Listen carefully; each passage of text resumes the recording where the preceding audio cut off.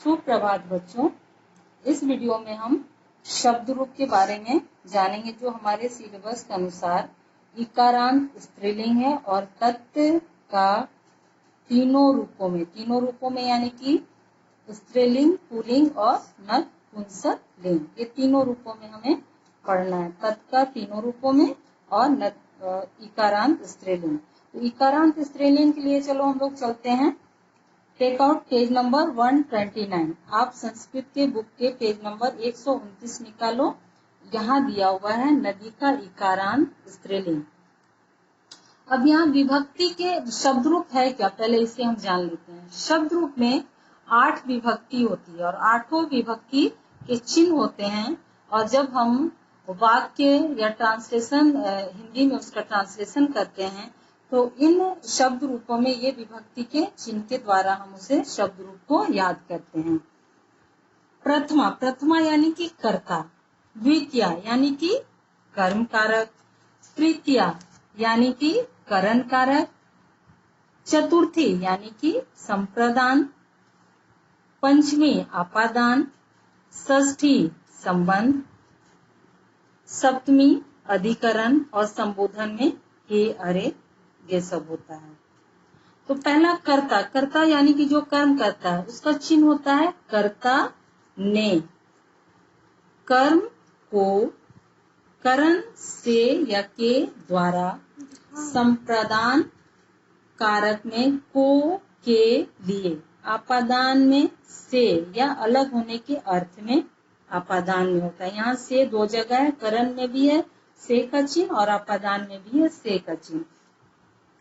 करण में होता है किसी के द्वारा क्रिया संपन्न हो रही हो, तब हम यहाँ से लगाते हैं करण कारक में या के द्वारा।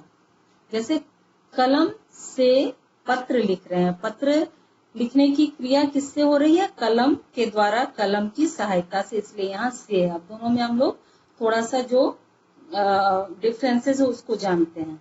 और आपादान में भी से होता है, तो इसमें होता है जब एक दूसरी चीजें एक दूसरे से अलग हो रहे हों।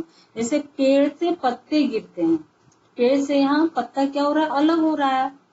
हिमालय से गंगा निकलती है, हिमालय से गंगा क्या हो रही है, अलग हो रही है। तो यहाँ अलग होने के अर्थ में हम से का चिन्ह लगाते हैं। संबंध कारक में का, की और के आदि का प्रयोग करते हैं और अधिकरण में या पर। तो चलो ये हम जाने। कर्ता ने यानी कि क्रिया किसके द्वारा करता, जैसे राम ने रावण को मारा। कर्म कारक में जैसे मैंने शीला को पत्र लिखा। करण कारक यानी कि से के द्वारा, कलम से पत्र लिखा, किससे पत्र लिखा, कलम से पत्र लिखा। नंबर 4 है संप्रदान यानी कि राजा ब्राह्मण को दान देता है, किसके द्वारा क्रिया संपन्न, ब्राह्मण किसको देता है, तो ब्राह्मण को। बालक के लिए फल लाओ, किसके लिए, बालक के लिए, यानी कि जब कोई काम किसी और के लिए किया जा रहा हो तब यहाँ पर संप्रदान कारक होता है, जिससे कि किसी काम को करके वो संतुष्ट होना चाहता हो, संतुष्ट करना चाहता हो। आपादान कारक में अलग होने, जैसे मैंने बताया कि हिमालय से पर्वत निकलता है या पेड़ से पत्ते गिर रहे हैं, पेड़ से पत्ता जो है वो अलग हो रहा है, अलग होने के संबंध में।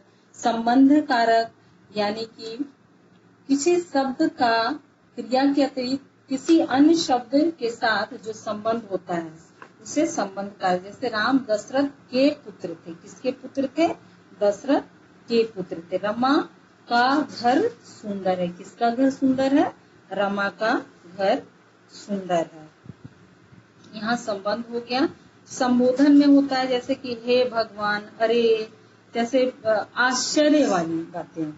तो ये हम विभक्ति में यूज करते हैं कि प्रथमा में कर्ता, द्वितीया में कर्म, तृतीया में करण, चतुर्थी में संप्रदान, अपादान में, पंचमी में आपादान, षष्ठी में संबंध और सप्तमी में अधिकरण और संबोधन में हे और अरे।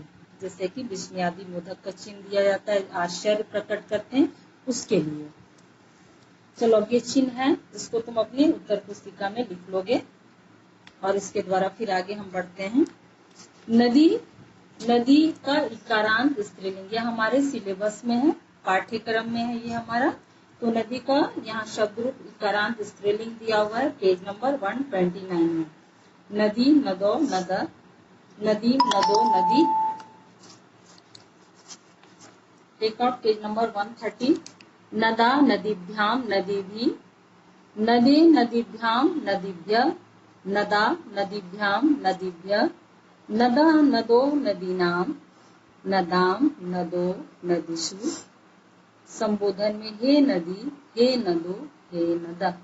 अब यहाँ पे ये ध जो दिया हुआ है आपको इस तरह से लिखना, ना कि इस तरह से। इस तरह से सिर्फ यहाँ लिख सकते हो आप संबोधन में, बाकी में जैसे ये दिए हुए हैं नद विद्या जैसे लिखते थे उस तरह से यहाँ पे आपको लिखना है।